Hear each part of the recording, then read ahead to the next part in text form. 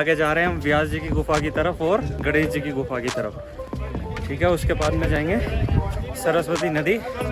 तो भाई गणेश जी की गुफा है ये, जहाँ पर बैठ के उन्होंने महाभारत की रचना की थी, यानी लिखी थी, और व्यास जी ने अपने मुंह से उनको बताया था। तो ये जो आपको स्टोन दिख रहा है पूरा, ये इस तरीके की शेप में जैसे पहले ग्रंथ बनाए जाते थे, उनका जो पेपर होता था, पन्ना होता था, वो इसी लेयर में होता था। आपने कोई पुरानी किताब भी देखी होगी तो वो इसी लेयर में होती थी। ठीक है, तो देखिए व्यास जी की गुफा भी ऐसी है कुछ। और ये वही गुफा है जहाँ पे व्यास जी ने 17 वेदों की रचना की थी। 18वां वेद गणेश जी के साथ मिलकर, यानी 18 वेदों की रचना की थी। और आगे चल के आपको सरस्वती नदी जी का स्रोत दिखाता हूँ, जहाँ पे उन्हें श्राप मिला था और व्यास जी ने दिया था।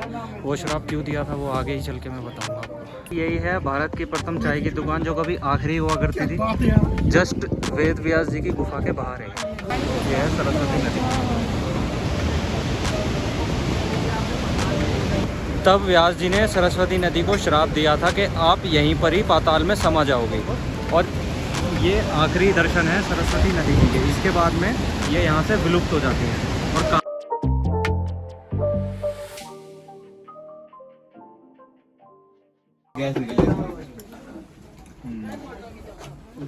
तो भाई सीधा माना आ चुके हैं हम लोग, और अभी जाएंगे हम हमारी सी वेद व्यास जी की गुफा और गणेश जी की गुफा। उसके बाद में जाते हैं वसुधारा वाटरफॉल।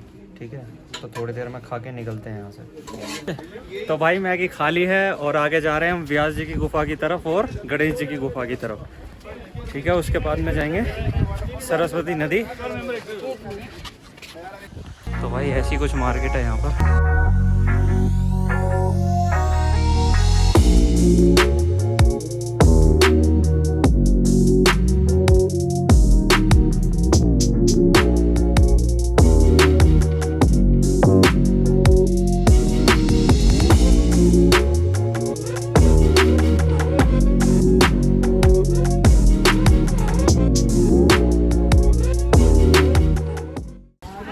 तो भाई इस तरफ से जाता है भीमपुल, इस तरफ से नहीं, भीमपुल, सरस्वती धाम और केशव प्रयाग के लिए। गणेश गुफा और व्यास गुफा जाएगा इस तरफ के लिए। तो चलते हैं पहले गणेश गुफा और व्यास गुफा। तो भाई करीब 100 मीटर की दूरी पे दोनों तरफ से पहले आती है व्यास गणेश जी की गुफा, और अभी चलते हैं पहले गणेश जी की गुफा में, उसके बाद चलेंगे आगे व्यास जी की गुफा में। तो भाई गणेश जी की गुफा है ये, जहाँ पर बैठ के उन्होंने महाभारत की रचना की थी, यानी लिखी थी, और व्यास जी ने अपने मुंह से उनको बताया था।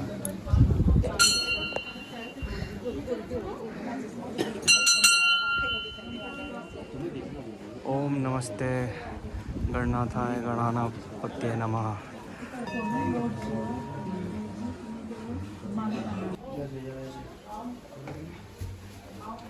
ये गुफा है भाई, और ये इधर से परिक्रमा मार्ग है।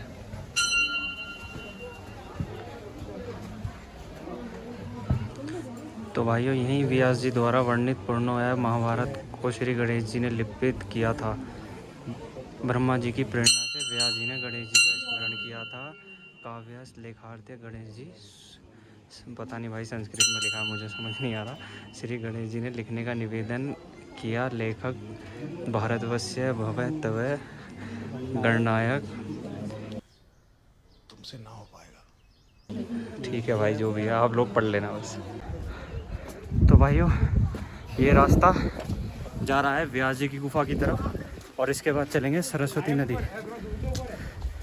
जिन्हें श्राप दिया था व्यास जी ने। तो वो सब दिखाएंगे आपको।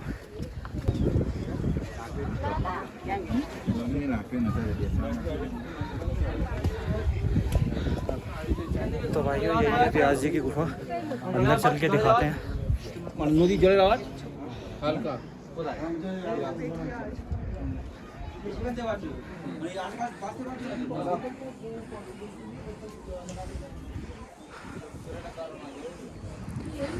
तो ये जो आपको स्टोन दिख रहा है पूरा, ये इस तरीके की शेप में जैसे पहले ग्रंथ बनाए जाते थे, उनका जो पेपर होता था, पन्ना होता था, वो इसी लेयर में होता था।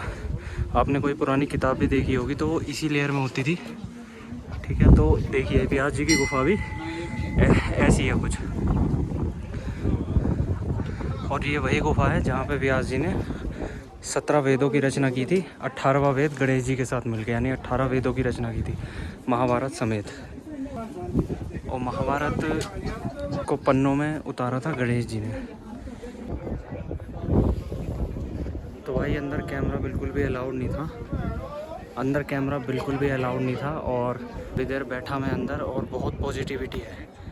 व्यास जी यहीं पे बैठ के तपस्या करते थे, यहीं पे बैठ के उन्होंने ग्रंथ लिखे थे।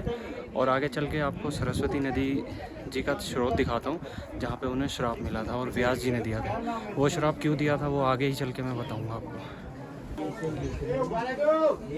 और ये है श्री वेद जी ने इसी गुफा में बैठकर वेद को चार भागों में विभाजित किया तथा 17 पुराणों को लिखा। महाभारत को लिखने के लिए श्री गणेश जी का आह्वान किया। इसके बाद आत्मसंतुष्टि होने के कारण अंत में इसी स्थान पर 58वां पुराण श्री भागवत पुराण की रचना की। और भाई यही है भारत की प्रथम चाय की दुकान जो कभी आखिरी हुआ करती थी। जस्ट वेद व्यास जी की गुफा के बाहर है, ठीक है। और यही है वो भारत की प्रथम की दुकान। अब काफ़ी प्रथम दुकान खुल गई हैं, तो किसी पे भरोसा मत करना, यही है वो असली दुकान।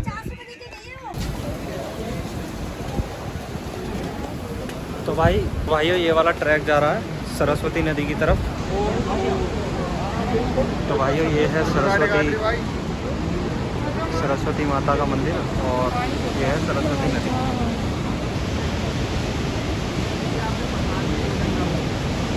तो ये है सरस्वती नदी। और देखो यार कितना वेग है, कितना शोर है नदी में, आपको सुनाई दे रहा होगा कितना शोर है।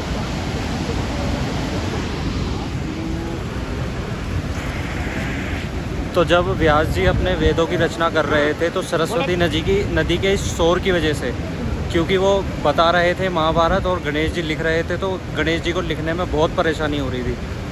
तब व्यास जी ने सरस्वती नदी को श्राप दिया था कि आप यहीं पर ही पाताल में समा जाओगे। और ये आखिरी दर्शन है सरस्वती नदी जी के। इसके बाद में ये यहाँ से विलुप्त हो जाती हैं और कहा जाता है कि सीधा इलाहाबाद के त्रिवेणी संगम में ये जाके मिलती हैं।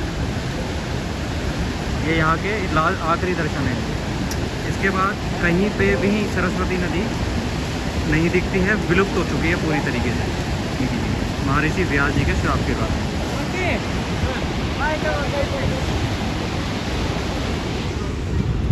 यही था सरस्वती नदी जी का और व्यास जी की गुफा और गणेश जी की गुफा आपस में तीनों इस तरीके से जुड़े हुए हैं।